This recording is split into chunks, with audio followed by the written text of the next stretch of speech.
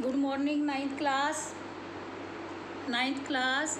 आज हम बेटा दुख का अधिकार पाठ के पहले लघु प्रश्न करेंगे, उसके बाद फिर इसके बहुविकल्पिक प्रश्न करेंगे। ठीक है, हाँ जी। तो चलिए पहले हम लघु प्रश्न कर लेते हैं। लघु प्रश्न है कि पोशाकें मनुष्य को कैसे बांटती हैं। पोशाकें मनुष्य को कैसे बांटती हैं। तो जब किसी व्यक्ति को बेटे किसी ऊंचे वर्ग यानी अमीर व्यक्ति से मिलने जाना होता है तो वह कई बार मामूली से वस्त्र पहनकर चला जाता है और इस प्रकार उसकी पोशाक जो है वह बहुत ही फटी हुई होती है। जब वह उससे मिलने जाता है उच्च वर्ग के व्यक्ति से तो उसका चौकीदार जो है बाहर से ही भगा देता है फटे वस्त्र देखकर। तो और यदि व्यक्ति ने सूट बूट या अच्छी पोशाक पहनी होती है तो जब वह कार से उतरता है चौकीदार उसे सलाम भी करता है और आदरपूर्वक उसे अपने मालिक के पास पहुंचाता है।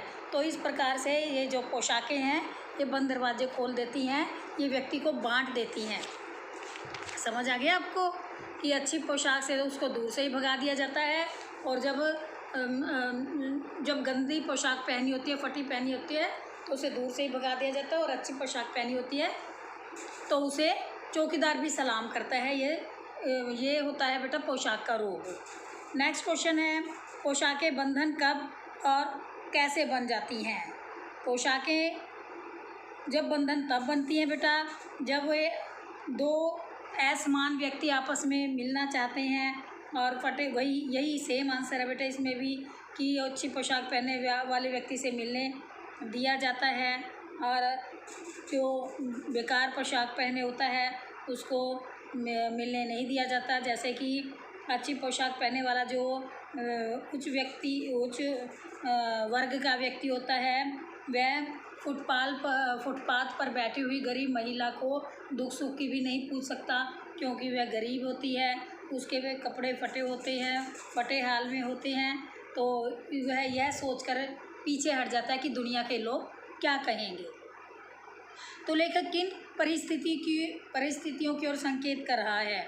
लेखक ने उन परिस्थितियों की ओर संकेत किया बेटा जब किसी गरीब वर्ग के व्यक्ति को दुखी देखकर उसके दुख के कारण को जानने के लिए कोई ऊंचे वर्ग का व्यक्ति यदि उसके पास जाना चाहता है तो ऊंचे वर्ग का व्यक्ति अहंकार के कारण उसके पास नहीं जा पाता।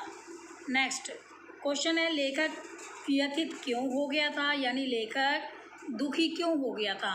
लेखक बेटा दुखी इसलिए हो गया था क्योंकि उसने फुटपाथ पर बैठकर रोती हुई महिला को देखा और उसने देखा कि ये बेचारी अपने खरबूजे या बेचारी बुढ़िया खरबूजे रखकर ज़ोर ज़ोर से क्यों रो रही है, यह देखकर वह व्यथित हो गया। लोग किसे और क्यों घृणा से देख रहे थे। लोग भगवाना की माँ को घृणा से देख रहे थे क्योंकि वह दूसरे दिन ही बेटे के मरने के पश्चात खरबूजे बेचने के लिए फुटपाथ पर आ गई थी। नेक्स्ट क्वेश्चन है कि लेखक किसका कारण जानना चाहता था, वह कारण क्यों नहीं जान सका। तो लेखक बेटा बाज़ार में खरबूजे बेचने वाली बुढ़िया के दुख को रोते हुए देखकर उसके दुख के रोने का कारण जानना चाहता था, लेकिन उसके पास बुढ़िया के रोने का कारण जानने का कोई उपाय ही नहीं था, इसलिए वह उसका कारण जान नहीं सका। लेखक की पोशाक व्यवधान कैसे बन गई। लेखक उच्च वर्ग की कीमती पोशाक पहने हुए था लेकिन फुटपाथ पर रोती हुई बुढ़िया के पास बैठकर उससे उसके दुख का कारण पूछने का वह साहस नहीं कर पा रहा था। इस प्रकार फटेहाल बुढ़िया के पास बैठा देखकर लोग क्या कहेंगे, यही पोशाक उसके मन में व्यवधान हो गई। ठीक है बेटा, आगे क्वेश्चन हम करते हैं कि जिंदा आदमी किन स्थितियों में रह सकता है। जिंदा आदमी कुछ दिनों तक खाए पिए बिना भूखा रह भी सकता है, वह बिना वस्त्रों के नंगा भी रह सकता है। जिंदा आदमी किसी न किसी प्रकार अपना जीवन व्यतीत कर ही लेता है। नेक्स्ट क्वेश्चन, मुर्दे को नंगा विदा क्यों नहीं कर सकते। मुर्दे को वस्त्रों के बिना नंगा नहीं किया जा सकता, विदा नहीं किया जा सकता, क्योंकि इससे हमें अपने समाज और बिरादरी का डर रहता है। मुर्दे को नंगा विदा करना हमारे धर्म के विरुद्ध है। मुर्दे को कैसे विदा किया जाता है? मुर्दे को नए वस्त्र पहनाकर, नए कपड़ों में लिपटाकर विदा किया जाता है। उस बाँस से बनाई गई पालकी पर लिटाकर और उसे 4 व्यक्ति उठाकर ले जाते हैं, तब मुर्दा विदा किया जाता है। छन्नी ककना क्या होता है? इसके बिकने की बात क्यों कही गई है? तो छन्नी ककना बेटा मामूली से गहनों को बोला गया है, जो कि इसके बिकने की तब बात की थी जब मुर्दे को वस्त्र खरीदने के लिए बुढ़िया के पास पैसे नहीं होते, तो वह सभी गहने छन्नी ककना बेचकर मुर्दे के लिए वस्त्रों का प्रबंध करती हैं। ठीक है। नेक्स्ट क्वेश्चन है कि सूझ का रास्ता से लेखक क्या मतलब है? लेखक का सूझ का रास्ता का मतलब है कि किसी भी समस्या का समाधान मिलने से है, कि जब किसी समस्या का समाधान मिल जाता है तो कहते हैं कि सूझ का रास्ता मिल गया है। अब लेखक की क्या दशा हो रही थी? लेखक को इस समस्या का समाधान नहीं मिल रहा था कि जिस बुढ़िया का लड़का कल मरा हो, वह उसके मरने का शोक मनाने के स्थान पर आज बाजार में खरबूजे बेचने के लिए क्यों विवश है। इसलिए वह बहुत बेचैन था। उसे समझ नहीं आ रहा था कि वह अपनी बेचैनी को कैसे दूर करे। लेखक ने किसके लिए सहूलियत की मांग की है और क्यों? लेखक ने समाज में प्रत्येक दुखी व्यक्ति की सहूलियत की मांग की है। उसने कहा है कि प्रत्येक दुखी व्यक्ति को दुख मनाने का अवसर देना चाहिए। शोक मनाने की सुविधा मिलने से उसके मन से दुख का भार थोड़ा सा कम हो जाएगा। जैसे रोने से मन हल्का हो जाता है, ऐसे ही शोक मनाने से दुख दूर हो जाता है। क्या सबको दुखी होने का अधिकार है? लेखक मानता है कि संसार में सभी प्राणियों को दुखी होने का अधिकार है, किंतु गरीब व्यक्ति अपने परिवार के पालन पोषण में ऐसे लगा रहता है कि उसको दुखी होने का समय होने पर भी दुखी होने का अधिकार ही नहीं होता। गरीब व्यक्ति उसके पालन पोषण में लगा रहता है, क्योंकि उस समय उसके परिवार के लिए उस समय यानी रोटी कमाना बहुत इम्पोर्टेंट होता है। रोटी कमाने के लिए वह मेहनत करना चाहता है। तो इस प्रकार बेटा ये तो थे आपके लघु प्रश्न। अब आ जाइए बहुविकल्पी प्रश्न पे। बहुविकल्पी फर्स्ट प्रश्न, कौन सी वस्तु मनुष्य को विभिन्न श्रेणियों में बांटती है? नंबर 1 पोशाक, कदकाठी, खाना पीना, जूते। कौन सी वस्तु मनुष्य को विभिन्न श्रेणियों में बांटती है? पोशाक। कौन बांटती है? पोशाक बांटती है ना विभिन्न श्रेणियों में। तो सेकंड क्वेश्चन है, पोशाक मनुष्य का समाज में क्या निर्धारित करती है?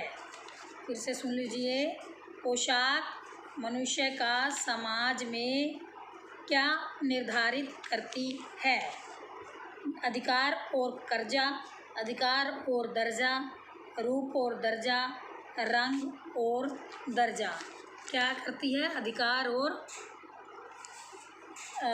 दर्जा। अधिकार और दर्जा जो पोशाक के समाज में निर्धारित करती है। नेक्स्ट, ऊंची पोशाक हमें कहाँ जाने से रोकती है? ऊंची पोशाक हमें ऊंचे समाज में, क्लब में, मंदिर में, निचली श्रेणी में। इसका आंसर क्या आएगा बेटा? ऊंची पोशाक हमें कहाँ जाने से रोकती है? निचली श्रेणी में। ठीक है। आगे है, कभी कभी पोशाक हमारे लिए क्या बन जाती है? बंधन और अड़चन, बंधन और खुलापन, तंगी और अड़चन, बंधन और हथकड़ी। इनमें से क्या आएगा बेटा? बंधन और अड़चन। पोशाक हमारे लिए कभी कभी बंधन और अड़चन बन जाती है। नेक्स्ट क्वेश्चन है, लोग किसे देख रहे थे? पुरुष को, स्त्री को, बच्चे को या महात्मा को? स्त्री को देख रहे थे, ठीक है, लोग स्त्री को देख रहे थे।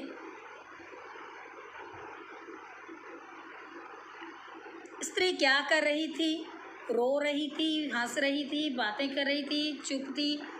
स्त्री क्या कर रही थी? रो रही थी। लोग स्त्री को किस नज़र से देख रहे थे?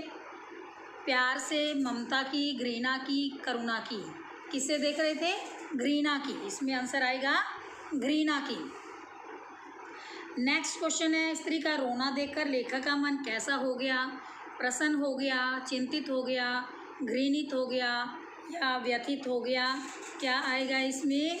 इसमें आएगा व्यथित हो गया। व्यथित होना है दुखी हो जाना, ठीक है। नेक्स्ट क्वेश्चन है, लेखक को फुटपाथ पर बैठने से कौन रोक रहा था?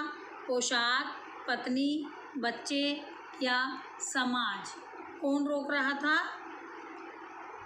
पोशाक रोक रही थी, ठीक है। लेखक को फुटपाथ पर बैठने से उसकी पोशाक रोक रही थी।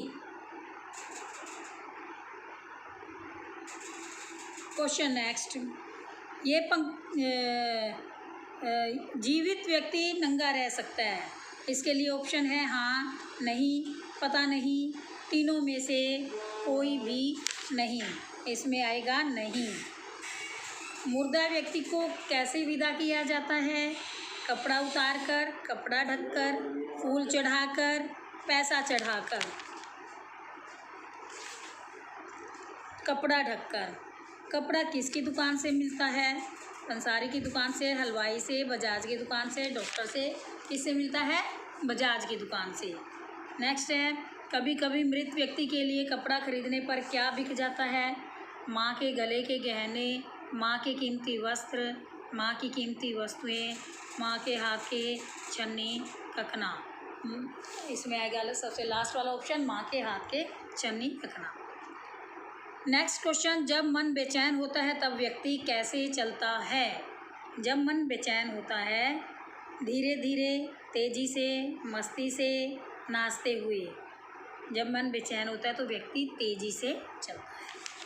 लेखक किसके लिए दुखी था? बच्चों के लिए, पोशाक के लिए, बुढ़िया के लिए या पैसों के लिए? किसके लिए दुखी था? बुढ़िया के लिए। सेकंड लास्ट क्वेश्चन है, शोक या गम मनाने के लिए क्या चाहिए? समाज, बीमारी, संताप, सहूलियत? क्या चाहिए? सहूलियत। दुखी होना क्या है? अधिकार, सहूलियत, दिखावा, बेचारगी? क्या है दुखी होना?